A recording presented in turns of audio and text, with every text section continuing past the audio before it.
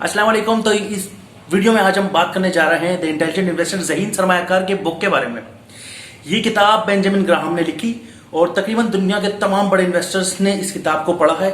और दुनिया के सबसे कामयाब तरीन इन्वेस्टर वॉरेन बफेट, जिनकी नेटवर्थ बिलियन एंड ट्रिलियंस में है, उन्होंने अपनी तमाम तरह कामयाबी का क्रेडिट इस बुक को द इंटेलिजेंट इन्वेस्टर को दिया है।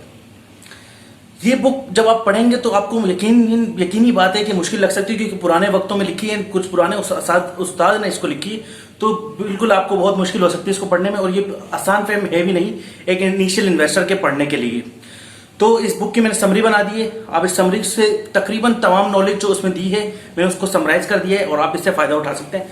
तो लेट्स स्टार्ट, इस बुक का रिव्यू करते हैं। तो इस बुक को जो है वो द बाइबल ऑफ इन्वेस्टिंग कहा जाता है। मिसाल के तौर पे इसका मकसद ये है कि इसमें इन्वेस्टमेंट के बारे में तमाम चीजें मौजूद हैं। सबसे पहले हम इसमें बात करने जा रहे हैं डेफिनेशन ऑफ इन्वेस्टमेंट के बारे में कि इन्वेस्ट जो आप कर रहे हैं उसकी डेफिनेशन क्या होनी चाहिए, एक अच्छी इन्वेस्टमेंट में होना क्या क्या चाहिए। तो लेट्स सपोज अगर हम आम फहम बात चीज के बारे में बात करें तो आप एक इन्वेस्टमेंट आपके लिए क्या होती, कोई भी चीज आप खरीद के रख लें और जब उसकी कीमत बढ़ जाए तो आप उसको बेच दें। लेकिन बेंजामिन ग्राहम कहते हैं गलत, ऐसा कोई भी इन्वेस्टमेंट का कॉन्सेप्ट बिल्कुल भी गलत है। तो सही कॉन्सेप्ट क्या है इसके बारे में बात करते हैं। सही कॉन्सेप्ट यह है कि एक अच्छी इन्वेस्टमेंट में तीन चीजों का होना बहुत जरूरी है। तीन चीजें क्या क्या चीजें हैं। सबसे पहली चीज उसमें कहता है जब भी आप इन्वेस्टमेंट करेंगे, जब भी आप इन्वेस्टिंग करेंगे, थोरो रिसर्च, तफसीली जायजा लेंगे उस चीज के बारे में कि इन्वेस्टमेंट किधर कर रहे हैं, क्या कर रहे हैं, रिस्क क्या है, क्या उसमें सारे पहलू का आपने जायजा लेना है। अब आप सोचेंगे कि एक इनिशियल इन्वेस्टर के लिए जरूरी कितना कैसे करेगा, उसको तो आइडिया ही नहीं है। इंटरनेट, बुक्स, तमाम चीजें, फाइनेंशियल रिकॉर्ड्स मौजूद होते हैं। और अगर आप इन्वेस्ट करना चाह रहे हैं, आप अपना पैसा लगाना ही चाह रहे हैं, तो आप थोड़ी सी आप अपनी जो रिसर्च है वो लाजमी कर लें। दूसरी चीज के बारे में जिस बारे में बात करते हैं, कहता है सेफ्टी प्रिंसिपल के बारे में। सेफ्टी प्रिंसिपल क्या होता है? सेफ्टी प्रिंसिपल ये होता है जो आप अपनी पैसा इन्वेस्ट कर रहे हैं, आप ये बात श्योर करें कि वो पैसा डूबे ना किसी भी वक्त।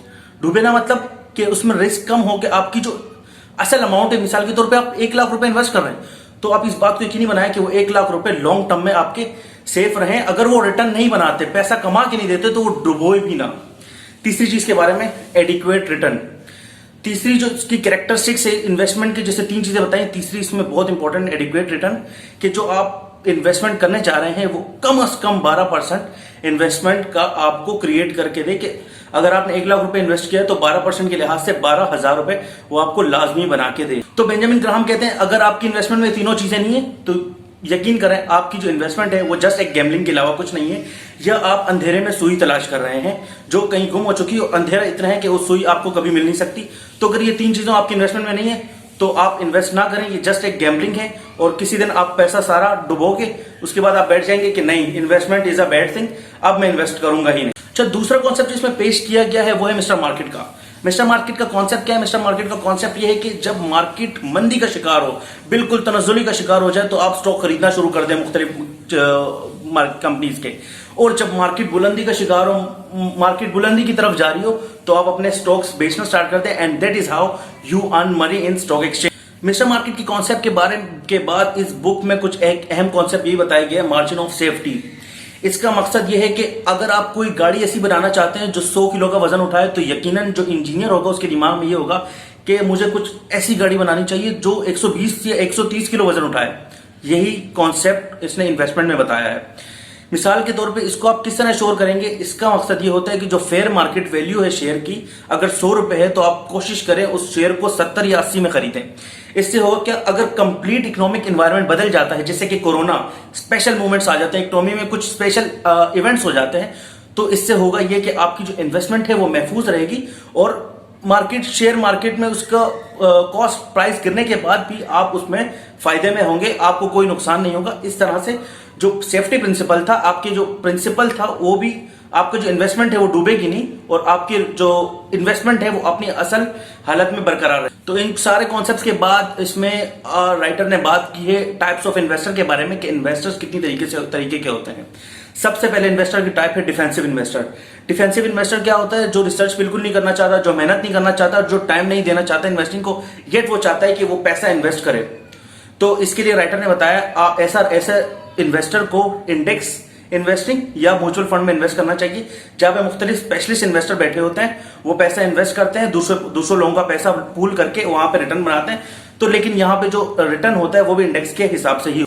दूसरी जो इसमें बात की गई है दूसरे टाइप ऑफ इन्वेस्टर की, वो है इंटरप्राइज इन्वेस्टर।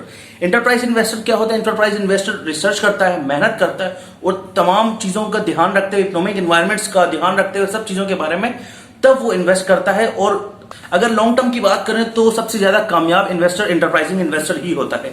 एक तीसरे इन्वेस्टर की टाइप है जो इन दोनों के बीच की है, उसको कहते हैं हाइब्रिड इन्वेस्टर। अच्छा, हाइब्रिड इन्वेस्टर ज्यादातर मार्केट में अगर आप देखेंगे जो शॉर्ट टर्म के लिए इन्वेस्टर आते हैं और चले जाते हैं वो हाइब्रिड इन्वेस्टर्स होते हैं। मिसाल के तौर पे कोई मूवी देखी, उससे मोटिवेशन आई, उन्होंने इनके पास जितनी सेविंग पड़ी थी उन्होंने सारी इन्वेस्टमेंट जाके एक्सचेंज में लगा दी, स्टॉक एक्सचेंज में।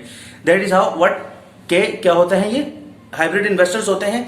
किसी दोस्त को देखा देखी कि यार उसने अच्छे पैसे बनाए हैं, ये लोग भी जाते हैं और उस पैसे को इन्वेस्ट कर देते हैं। हाइब्रिड इन्वेस्टर्स बहुत ज्यादा खराब इन्वेस्टर होते हैं।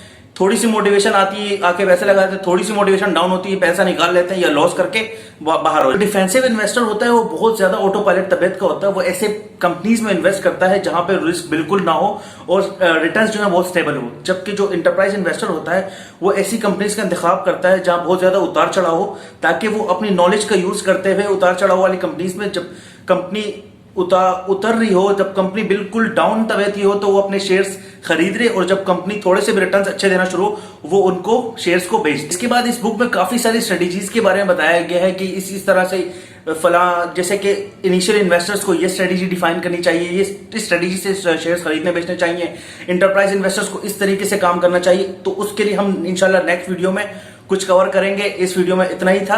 आप इस वीडियो को समझें। अगर आपको समझना है आप दोबारा कॉन्सेप्ट रिव्यू करें, कमेंट सेक्शन में आप पूछ सकते हैं कि कौन से आपको किस टाइप का इन्वेस्टर बनना चाहिए, आपको क्या स्ट्रेटेजी डिफाइन करनी चाहिए। नेक्स्ट वीडियो में हम स्ट्रेटेजीज कवर करेंगे कि कौन सी स्ट्रेटेजीज होती हैं जिसके बारे में बेंजामिन ग्राहम ने बताया जो आपको सूट करेंगी।